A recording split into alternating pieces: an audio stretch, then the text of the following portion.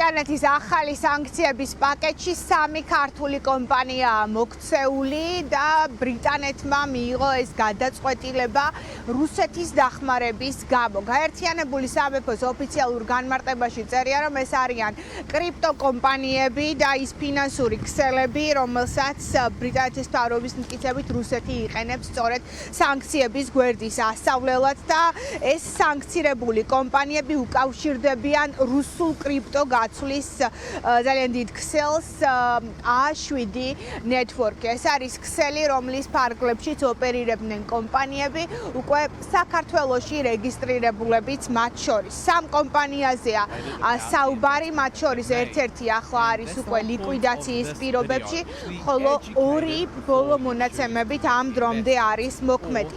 ჩვენ ნახეთ ბრიტანეთის ოფიციალური განცხადება, საგარეო საქმეთა მდივანი ამბობს, რომ თუ კრემლი ფიქრობს, რომ კრიპტოს დახმარებით მოახერხებს სანქციებისგან თავის არიდებას და ჩრდილოვანი ფინანსური სისტემების უკან დაიმალება, ეს ნამდვილად არ გამოვა. ახლა რაც შეეხება კომპანიებს, ჩვენ დილიდან ვეძებთ ამ კომპანიებს და ვცდილობთ მათ მფლობელებთან კავშირზე გასვლას.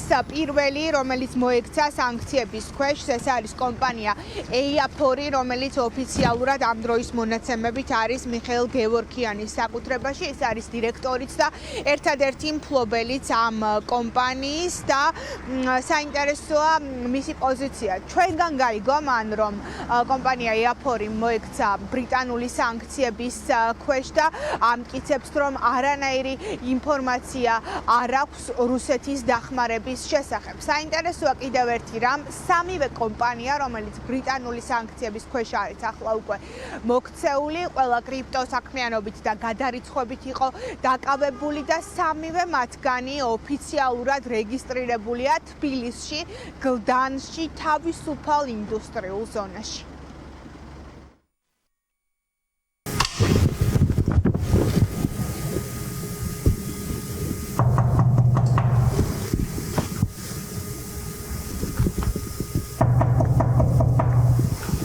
გევორქიანებს ვეძებ, აქ ცხოვრობენ მგონი თქვენს მეზობლად. როგორ? სახლში არ არიან და ხომ არ იცით, სად შეიძლება იყვნენ? გევორქიანებს ჰქონდათ კრიპტოკომპანიები, რა საქმიანობენ ხომ არ იცით? არა, მეზობლები ხართ და იქნებ იცოდეთ რაიმე მათი კომპანიების შესახებ. სახლში არიან ხოლმე, თუ ამ დროს გასულები არიან ხოლმე? თქვენი კომპანია ბრიტანეთმა დაასანქცირა. რა საქმიანობთ, გითხარით, როგორ ეხმარებოდით რუსეთს სანქციების განგვერდისავლაში? რა სანქციები? EIA4 ხომ თქვენი კომპანიაა? მერე? ბრიტანეთმა დაასანქცირა რუსეთის დახმარების გამო. კრიპტოკომპანია, რას აკეთებთ? ესეთი თემა თქვენ საიდან მირეკავთ? მე ტელევიზიიდან გირეკავთ, მაინტერესებს რა საქმიანობთ, როგორ ეხმარებოდით რუსეთს სანქციებისგან თავის არიდებაში? კრიპტოს ყიდით თუ ფინანსურ ოპერაციებში ხართ? კიდევ ერთი კომპანია, რომელიც ბრიტანული სანქციების ქვეშ მოექცა, ეს არის Arvix-ი, ისიც რეგისტრირებულია გლდანში, თავისუფალ ინდუსტრიულ ზონაში. 2023 წელს იწყებს რეესტრის მიხედვით ეს კომპანია ოპერირებას და თავიდან მისი დამფუძნებელი იყო დავით ნუცუბიძე. ჩვენ ვცადეთ მასთან გასაუბრება, ნუცუბიძე ამბობს, რომ ფორმალურად იყო მხოლოდ ამ კომპანიის დირექტორად დანიშნული და არ აქვს ინფორმაცია იმის შესახებ, თუ რა საქმიანობდნენ და ეხმარებოდნენ თუ არა რუსეთს სანქციების გვერდის ავლაში. ნუცუბიძე თქვა ჩვენთან საუბარში, რომ ფინანსურ პოლიციასთანაც ჰქონდა შეხება, ახლა კი კომპანია Arvix-თან, რომელიც ბრიტანული სანქციების ქვეშაა, აღარაფერი აკავშირებს. ბატონო დავით, გამარჯობა. ბრიტანეთმა დაასანქცირა თქვენი კომპანია Arvix-ი, როგორც Arvix-ი. მე ამ კომპანიაში არა ვარ, რამოდენიმე წელია ვიყავი, ძალიან ცოტა ხანი. რა საქმიანობს ეს კომპანია რუსეთის დახმარების გამო დაასანქცირეს და წარმოდგენა არ მაქვს. საჯარო რეესტრში ისევ თქვენ ხართ ბატონო დავით მითითებული ამ კომპანიის წარმომადგენლად. არა ვარ მითითებული, მე მაგაზე პროკურატურაშიც ვიყავი და გენერალურ და ფინანსურ პოლიციაშიც ვიყავი მისული მაგასთან დაკავშირებით და მაგიცინის სპეციალი და რამე კითხვები გქონდათ ბატონო დავით თუ რა საკითხზე იყავით ფინანსურ პოლიციაში? რაღაც გარკვეული კითხვები გქონდა კი ბატონო. კრიპტო კომპანია ეს ბატონო დავით? საიდან მიკავშირდებით შეგიძლიათ? მე ტელევიზიიდან გირეკავთ და მაინტერესებს რა საქმიანობს კომპანიამ და ხა ბრიტანულ სანქციებში რუსეთის დახმარების გამო რომ მოხვდა? კიდევ ერთხელ გიმეორებთ. მე მაგ კომპანიასთან ფორმალურად ვიყავი თავიდან დირექტორი, მაგრამ წარმოდგენა არ მაქვს კომპანია რა საქმიანობდა. ვისია ეს კომპანია ბატონო დავით ახლა?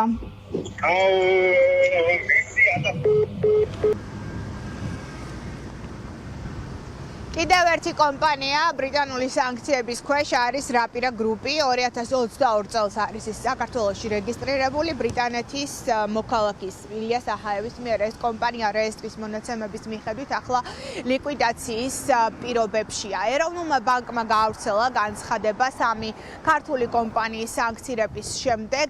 ქვეყნის ცენტრალური ბანკის პოზიციაა, რომ ეს კომპანიები არ იყვნენ რეგისტრირებული სისტემაში შესაბამისად ეროვნული ბანკის ზედამხედველობას არ ექვემდებარებოდნენ. ეროვნული ბანკი ამბობს, რომ მას შემდეგ რაც უკანონო ოპერირების შესახებ გაიგეს, ისინი თანამშრომლობენ სამართალდამცავ ორგანოებთან. საინტერესოა ამ კომპანიების შესახებ მიწოდებული ჰქონდა თუ არა საგამოძიებო უწყებებს ინფორმაცია და რა ეტაპზეა ეს გამოძიება. ფაქტია, რომ უკვე სამი ქართული კომპანია არის ბრიტანული სანქციების ქვეშ. მთავარი კითხვა კი, რომელიც ისმის ამ სანქციების დაწესების შემდეგ. ოპოზიცია ამბობს, რომ სახელმწიფო უნდა აკონტროლებდეს ამ სისტემას და წინ აღუდგეს რუსეთის მცდელობას სანქციებს აარიდოს თავი და კითხვები სწორედ ამასთან დაკავშირებით აქვთ, რატომ ვერ აკონტროლებს სახელმწიფო ამ ყველაფერს თუ თვალს ხუჭავს რუსეთისთვის დახმარებას.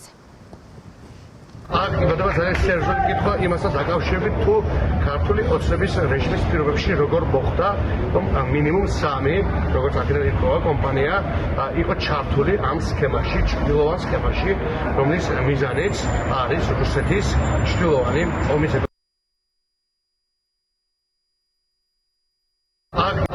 ძალიან სერიოზული კითხვა იმასთან დაკავშირებით თუ ქართული ოცნების რეჟიმის პირობებში როგორ მოხდა რომ მინიმუმ 3 როგორც აქედან ირკვევა კომპანია იყო ჩართული ამ სქემაში, ჩრდილოვან სქემაში, რომლის მიზანიც არის რუსეთის ჩრდილოვანი ომის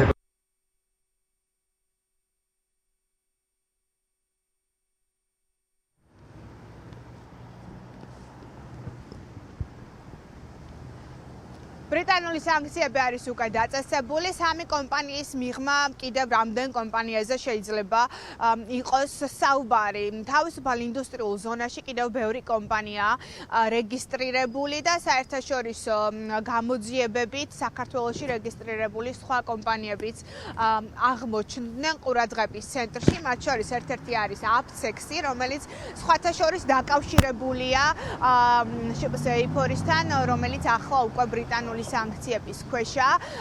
რუსეთის საერთაშორისო გამჭვირვალობის ოფისმა ჩაატარა გამოძიება და სწორედ მაშინ მიაგნო საქართველოში რამდენიმე კომპანიას, რომლებსაც რუსეთი სწორედ კრიპტო გაცვლის და ფინანსური მაქინაციების საშუალებით იყენებდა სანქციებისგან თავის. ეს არის